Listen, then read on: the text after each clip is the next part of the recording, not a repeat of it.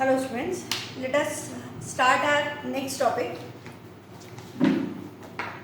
Next topic is chemical equations. Next topic is chemical equation. पहले इसकी definition लिख लीजिए, प्रॉपर सिस्टमैटिक डेफिनेशन, उसके बाद में आगे बढ़ते हैं. The method of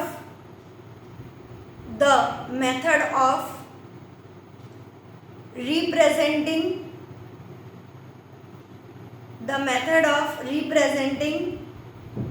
a chemical reaction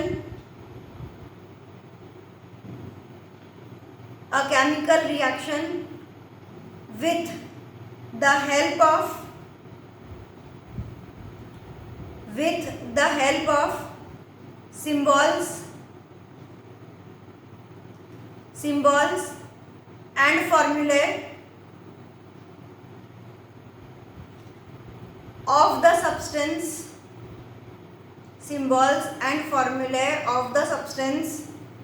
involved in it is called as chemical equation.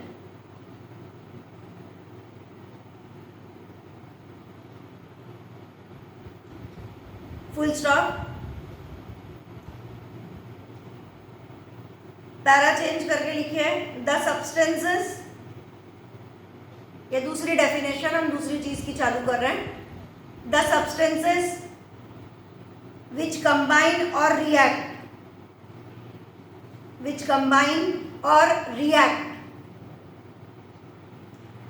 are called as reactants.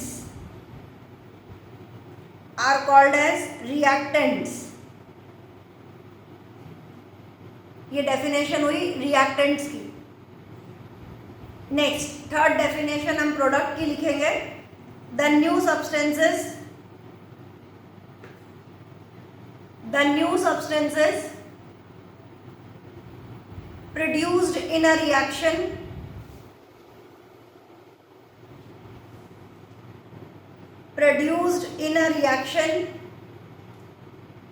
are called as products.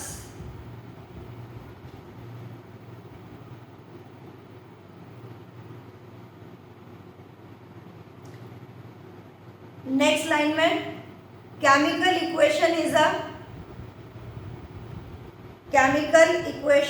A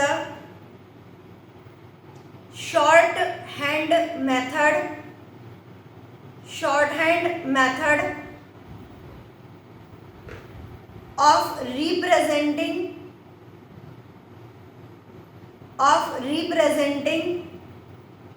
a chemical reaction.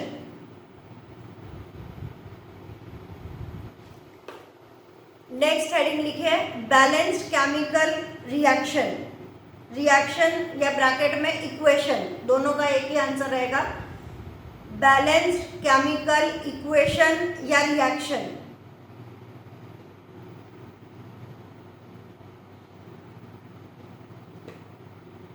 Next answer लिखिए it is an equation या reaction पूछा है तो reaction. It is an equation, एक ही word चलेगा, या तो equation या तो reaction. It is an equation that has equal number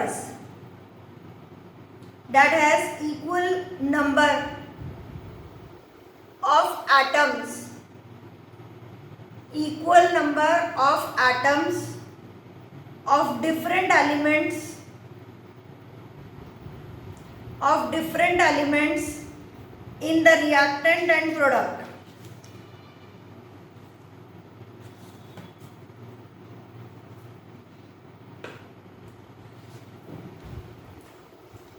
For example,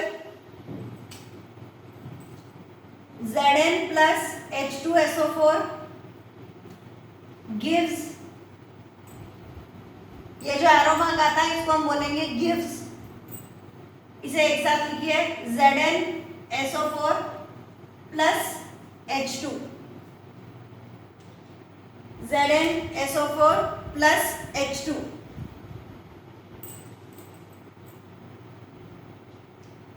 next, unbalanced chemical equation. Unbalanced chemical equation.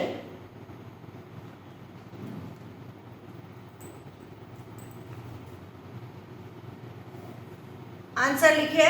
Such equation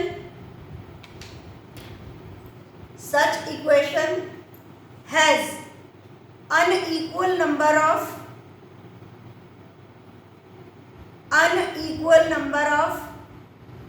atoms of one or more elements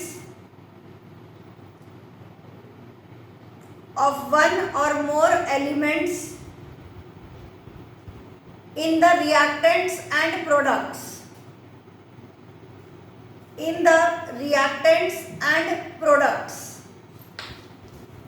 For example, H2 plus O2 gives H2O. यहाँ पर हमारे पास 2 बार H है, यहाँ पर भी 2 बार H है. यहाँ पर O 2 टाइम्स आ रहा है, बट यहाँ पे O 1 टाइम आ रहा है. तो unequal number of atoms are present.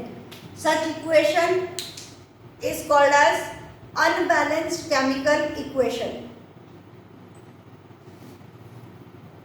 Next, एक क्वेश्चन के फॉर्म में लिख लीजिए. What is the need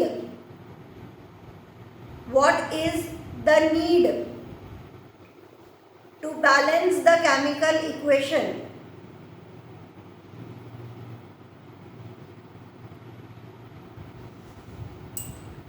answer लिखिए. It is to be balanced. It is to be balanced to obey the law of conservation of mass. To obey the law of conservation of mass. Full stop. According to which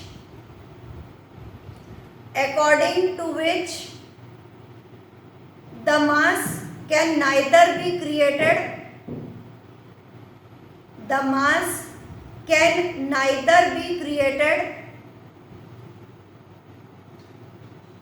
nor it can be destroyed. The mass can neither be created nor it can be destroyed. हम अगर यहाँ पे बोल रहे हैं कि 2H है और 2H है, वो तो ठीक है, लेकिन O 2 थे, 2 का कितना रह गया 1, तो एक और O का चला गया, बोले रास्ते में गायब हो गया. तो यही बात है कि रास्ते में गायब नहीं हो सकता. According to law of conservation of mass can neither be created nor it can be destroyed. एक केमिकल रिएक्शन के अंदर हम ना तो किसी मास को क्रिएट कर सकते हैं और ना किसी को डिस्ट्रॉय कर सकते हैं. हाँ, पूरी लाइन लिखिए. Nor it can be destroyed in a chemical reaction. Answer यहाँ पे कंप्लीट होगा. A mass can neither be created nor it can be destroyed in a chemical reaction.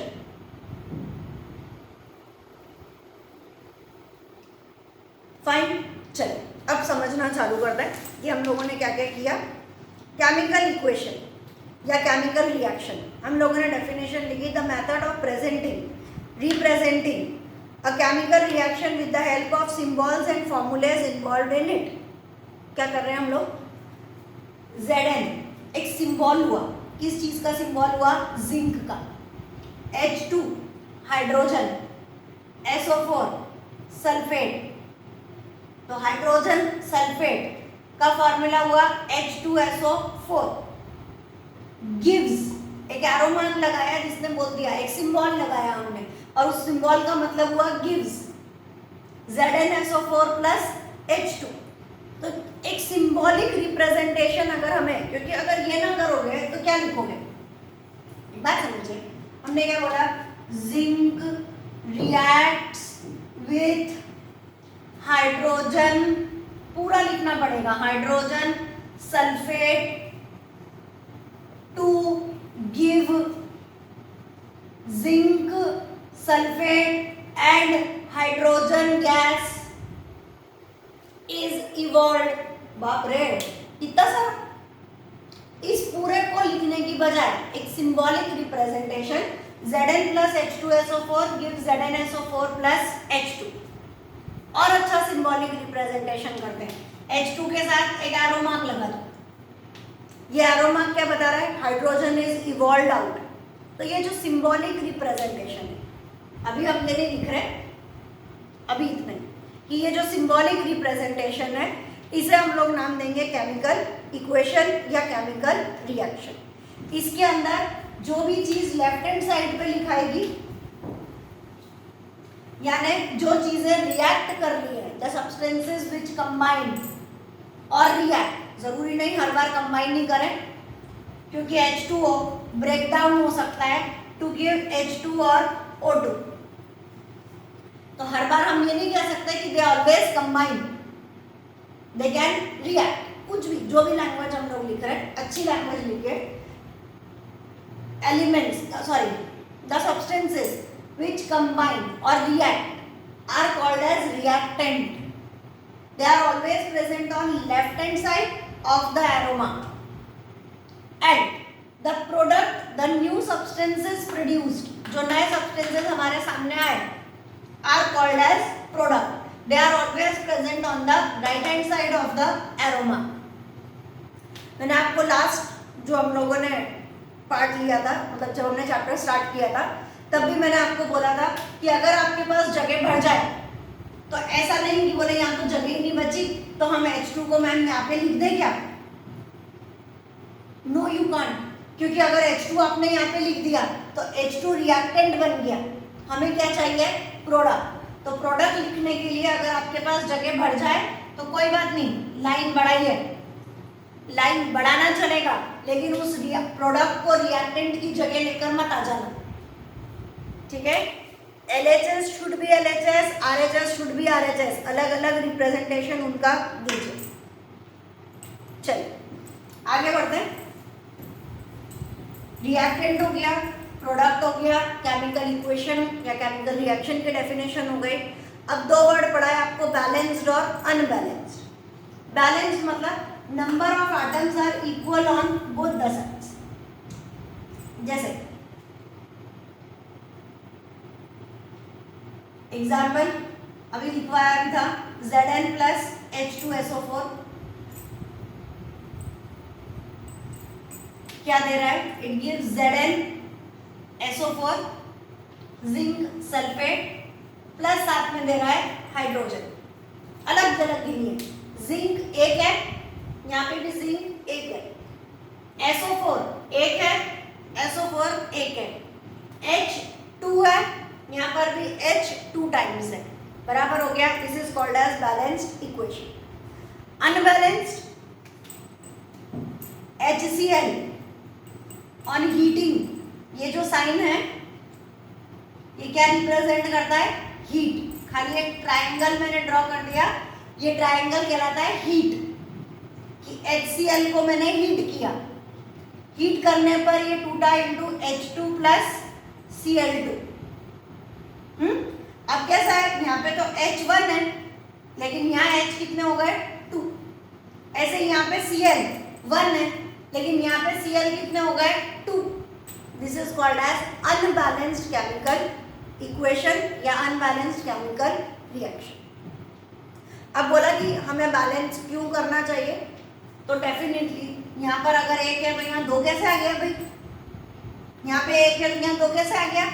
हमें बोलना पड़ेगा नहीं भाई, यहाँ पे HCl कितनी बार था? बोले 2 बार था, इसलिए ये भी 2 हुआ और ये भी 2। बैलेंस क्यों किया जाता है? To obey the law of conservation of mass. अभी अगर ये नहीं होता तो हम बोलते 1 से 2 बन गए, ये जादू चल रहा है, वाह भाई वाह, बाय 1 गेट 1 फ्री। ऐसा थोड़ी चलेगा, यहाँ पे 1 है तो वहाँ 2 नहीं आ सकता, हमने उसे बैलेंस किया। तो बैलेंस क्यों करना पड़ता है? उसका आंसर है to obey the law of conservation of mass. और क्या है law of conservation of mass? According to this law the mass can neither be created nor it can be destroyed. ठीक, यहाँ तक हमारा कंप्लीट हुआ। अब नेक्स्ट हेडिंग डालिए, balancing of chemical equation. Balancing of chemical equation.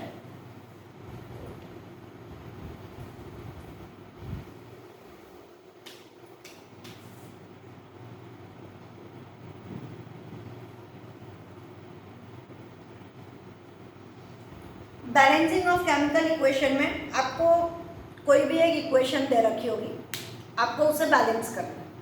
अब हम balance कैसे करेंगे अपन वो सीख रहे हैं। पहले नॉर्मल मेथड बता रहे हूँ, फिर अपन उससे हायर पे चलेंगे। अभी फिलहाल हम ले रहे हैं H2 plus O2 gives H2O। क्या लिया हमने? H2 plus O2 gives H2। मुझे बैलेंस करना है। बैलेंस में कैसे किया जाता है, पूरा जो सिस्टमैटिक मेथड है, अगर क्वेश्चन ही यही है बैलेंस द फॉलोइंग इक्वेशन, तो हमें पूरा सिस्टमैटिक मेथड उनको करके देना पड़ेगा। सिस्टमैटिक मेथड में हम लोग 3 कॉलम्स यहाँ पे ड्रॉ करते हैं। क्वेश्चन ही यही है कि balance the following chemical equation, तो हमें पूरा मेथड करके देना पड़ेगा। अदरवाइज खाली फिल इन द ब्लैंक है, एमसीक्यू है, तो हम अपने दिमाग से सॉर्ट आउट कर सकते हैं। अगर आपको ज़्यादा समझ में आ जाए तो आप जंप मार के कर सकते हैं, लेकिन क्वेश्चन ही यही हो तो आपको पूरा मेथड दिखाना पड़ेगा। पहले कॉलम में हम लोग लिखेंगे सिंबल, सिंबल नहीं, sorry it is element. Second में हम लोग लिखेंगे रिएक्टेंट, और थर्ड में हम लोग लिखेंगे प्रोडक्ट। ज्यादा अच्छा लिखना है तो यहाँ पे लिखो number of atoms in reactant. पूरा लिखना है तो पूरा लिखिए, number of atoms in product, पूरा। चलिए, एलिमेंट यहाँ पे कौन है? Hydrogen, H element. खाली एक एटम के फॉर्म में लिखिए, don't write it as H2, खाली H, उसका सिंबॉलिक फॉर्म H लिखिए। नहीं समझ में आता तो हाइड्रोजन लिख लो, लेकिन हम एक को ही लेंगे खाली। दूसरा कौन है? O। जो हमारे पास रिएक्टेंट में होगा वो ही प्रोडक्ट में होगा। ऐसा तो है नहीं कि यहाँ पे नाइट्रोजन बाजार से आ जाएगा, आ ही नहीं सकता। तो H और O। यहाँ H कितने हैं? 2। O कितने हैं?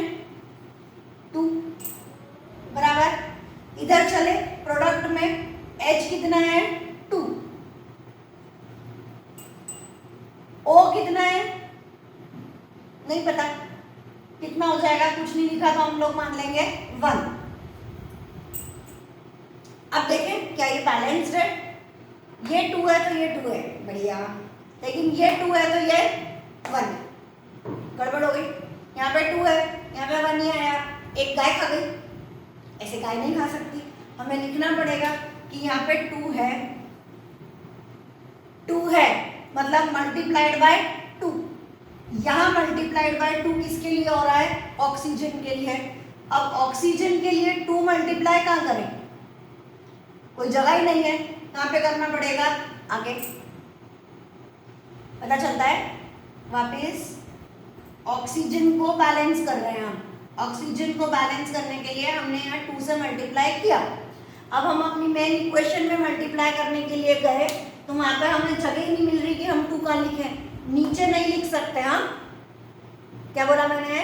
नीचे आप एटम को बैलेंस करने के लिए नहीं लिख सकते, आपको एटम को बैलेंस करने के लिए आगे ही लिखना पड़ेगा।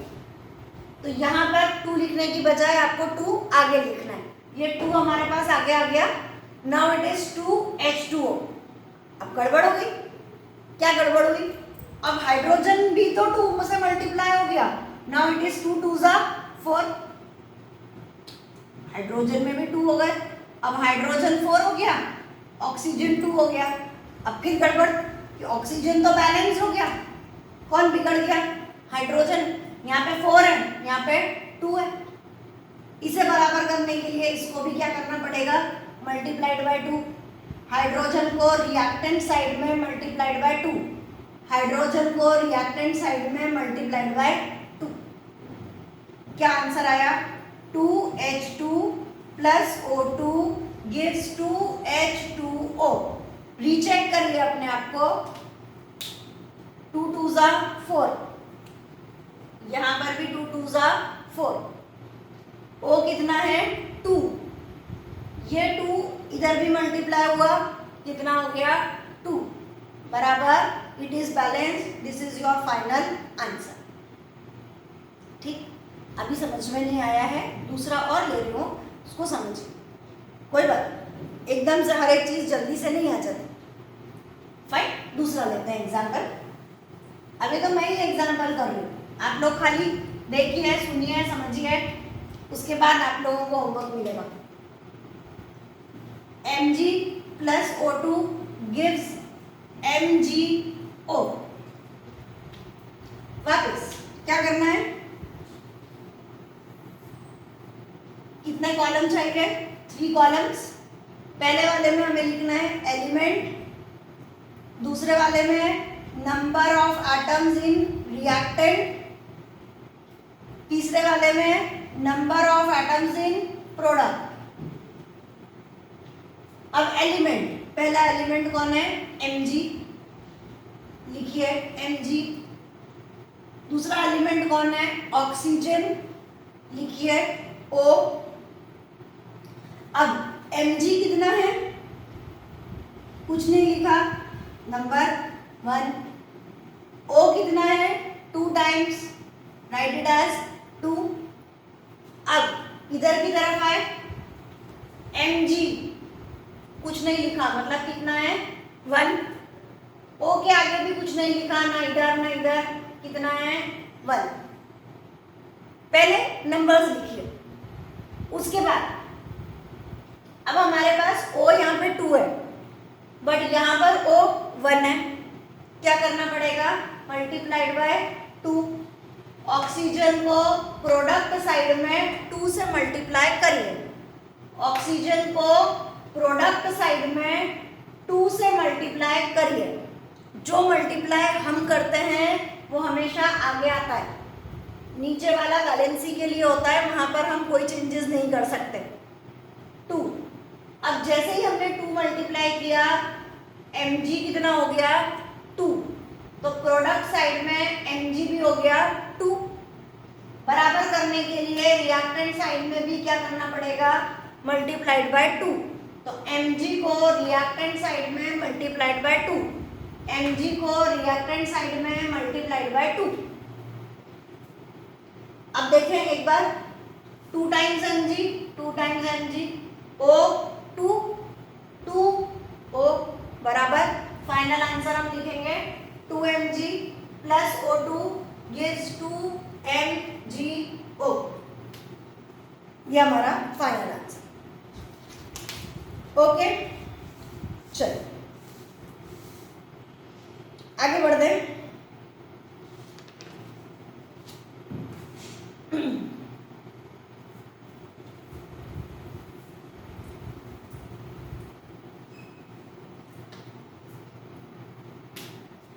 CH4 प्लस O2, नाम बाद में याद करेंगे। एक्चुअली CH4 मतलब मीथेन होता है।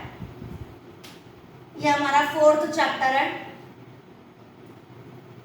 कार्बन यूनिट्स कंपाउंड उसमें आएगा।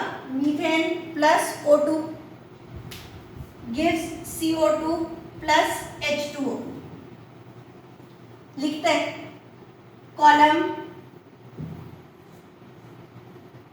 पहला कॉलम एलिमेंट, दूसरा column number of atoms in reactant side, तीसरा column number of atoms in product side. C पहला एलिमेंट, H दूसरा एलिमेंट और O तीसरा एलिमेंट। हमारे पास हो गया C, H एंड O, ये 3 एलिमेंट है। एलिमेंट जो रिएक्टेंट्स में होंगे वही प्रोडक्ट में होंगे, नया एलिमेंट आपके पास नहीं आ सकता। ठीक है, कार्बन यहाँ पर कितना है?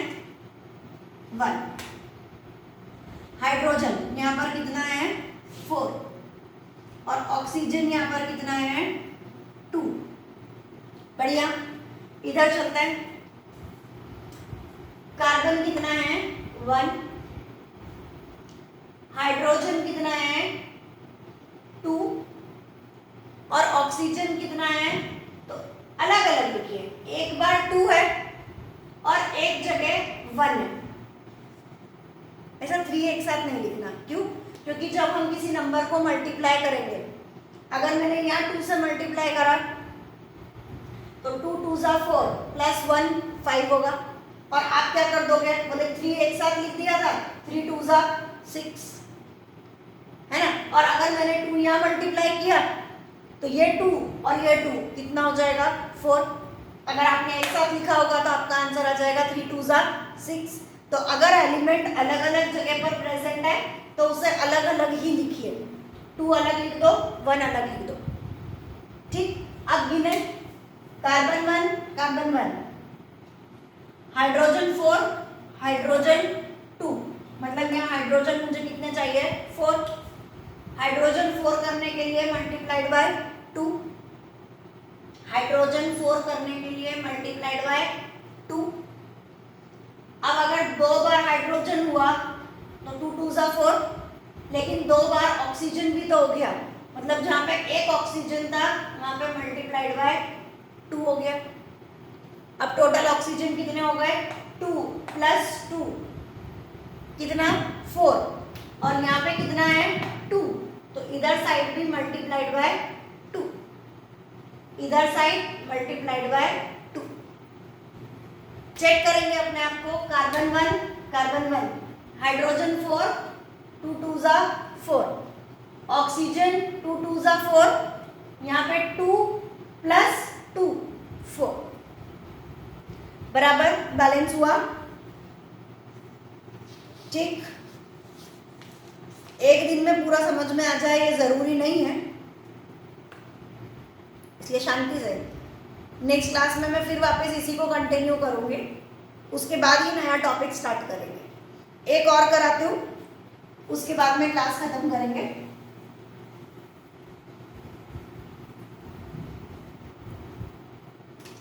Next is Fe plus H2O।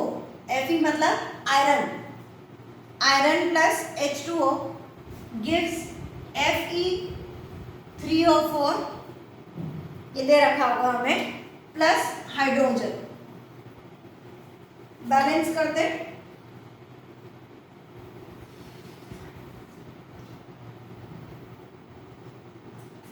Element number of atoms in product, इतनी बार बोल चुकी हूँ कि दिमाग में बैठ जाना चाहिए। इसके बाद भी गलती करते हो तो फिर डेफिनेटली मुझे गुस्सा करने का हक है भाई, कि आपको बता रही हूँ कि पूरा पूरा स्टेटमेंट लिखिए। टेस्ट होता है तो आपकी आधी चीजें गायब हो जाती है। Number of atoms in, sorry यहाँ पे number of reactant atoms in reactant, यहाँ पे number of atoms in product. Element, पहला एलिमेंट आयरन यानी Fe, दूसरा एलिमेंट हाइड्रोजन। एलिमेंटल फॉर्म में एक एक ही लिखना है, H2 मत लिख देना, फिर समझा लो। O को O ही लिखना, O2 मत लिख देना। हम एटम्स को लिख रहे हैं, एटम, यहाँ पे भी बोल रहे हैं number of atoms. Iron reactant में कितना है 1, हाइड्रोजन कितना है 2, ऑक्सीजन कितना है 1। इधर चलते हैं, आयरन कितना है 3, हाइड्रोजन कितना है 2, ऑक्सीजन कितना है 4। अब जब अपन लोगों ने इसे बैलेंस करने की कोशिश करी तो सबसे पहले ये 3 है तो यहाँ पर भी 3 चाहिए, मल्टीप्लाई 3 ऑन रिएक्टेंट साइड, किसके लिए आयरन के लिए, multiply 3 on reactant side for iron. ठीक, आगे बढ़ते हैं H2, तो यहाँ पर भी है H2, ये तो बैलेंस्ड है, बढ़िया काम हो गया हमारा। अब O पे चलते हैं। O यहाँ पर है 4, है ना, तो यहाँ पर भी कितना चाहिएगा 4, multiply O by 4 on reactant side, multiply 4 on reactant side. लेकिन जैसे ही 4 आप मल्टीप्लाई करेंगे, साथ में ध्यान रखिए कि ये मल्टीप्लिकेशन हाइड्रोजन के साथ भी हो गया। अब हाइड्रोजन के साथ भी मल्टीप्लाइड बाय 4 हो गया। हाइड्रोजन कितना हो गया, 4 2 जा 8, तो यहाँ पर भी मुझे 8 चाहिए, तो हाइड्रोजन में मल्टीप्लाइड बाय 4 करेंगे, आंसर आएगा 8 मल्टीप्लाइड बाय 4, मल्टीप्लाइड बाय 4। क्या बचा हमारे पास में 3Fe, तो Fe3 बराबर 4 2 जा 8 हाइड्रोजन, 4 2 जा 8 हाइड्रोजन, 4O, यहाँ पर भी 4O बराबर जो भी हमारे पास LHS था that is equal to RHS। Final answer आप लोगों को एक बार नीचे लिखना है, 3Fe plus 4H2O gives Fe3O4 plus 4H2। अगर मैं किसी रिएक्शन में गिव्स बोलूं तो GIVES लिखने मत बैठ जाना, गिव्स मतलब एरोमा। ठीक, आज के लिए इतना ही, वापिस अभी कल इसको ही शुरू करेंगे, उसके बाद ही नया टॉपिक लेंगे। चलो बाय।